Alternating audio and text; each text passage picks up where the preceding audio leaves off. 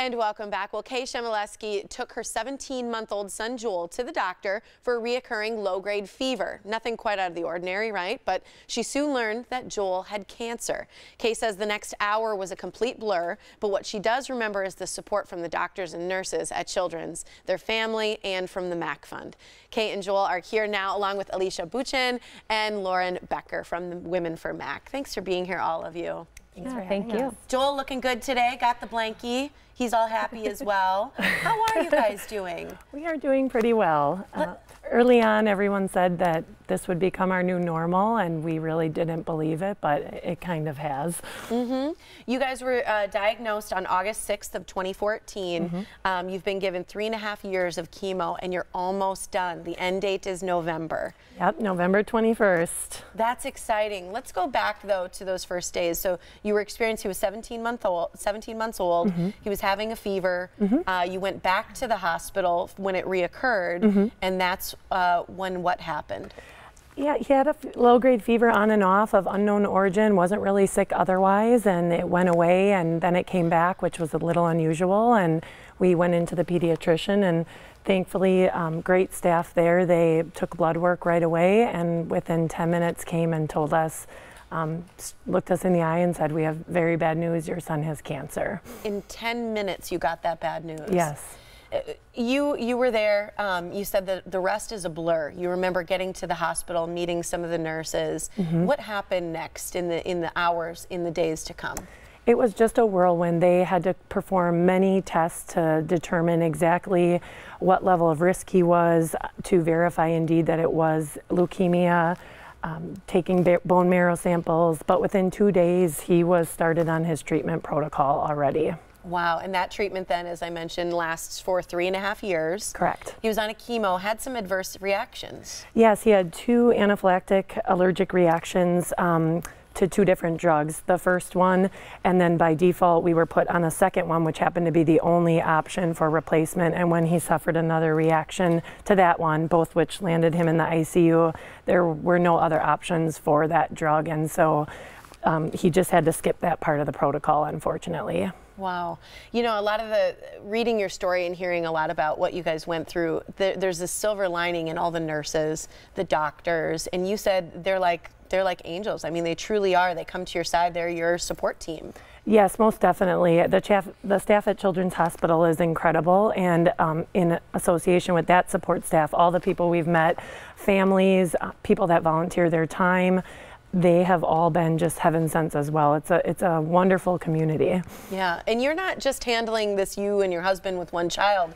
You've got 2 other boys, and there was a point where you were in the hospital for what, 6 weeks, switching days versus nights with your husband? Yes, there was a time where I don't think my husband slept in his own bed for about 2 or 3 weeks. He would do the night shift. I would come back in the morning. He'd head off to work, and we would just repeat that over and over, all the while relying on grandparents, aunts, uncles to help with our older 2.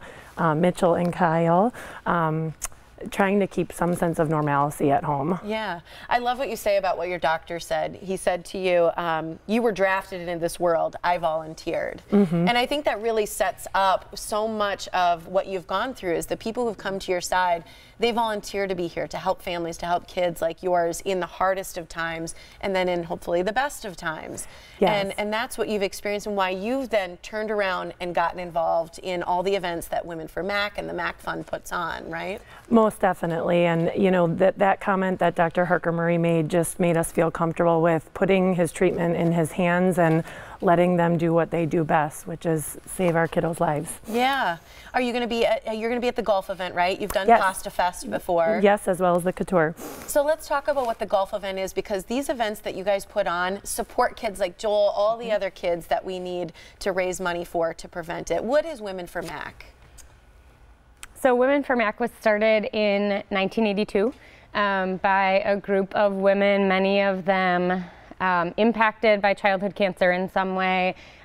Quite a few wives of athletes, wives of, you know, local Milwaukee kind of known people, and it's a group of complete volunteer, all women, impacted in different ways that put on fun events for the MACC Fund. So many fun events. This Nine Wine and Dine is coming up. It's an all-women's golf event. You're going to raise money there, and then there's a gala after, right? Is there still room for teams? There is. So we're looking for more golfers. We're looking for sponsorships. Of course, we need help with volunteers, spreading the word.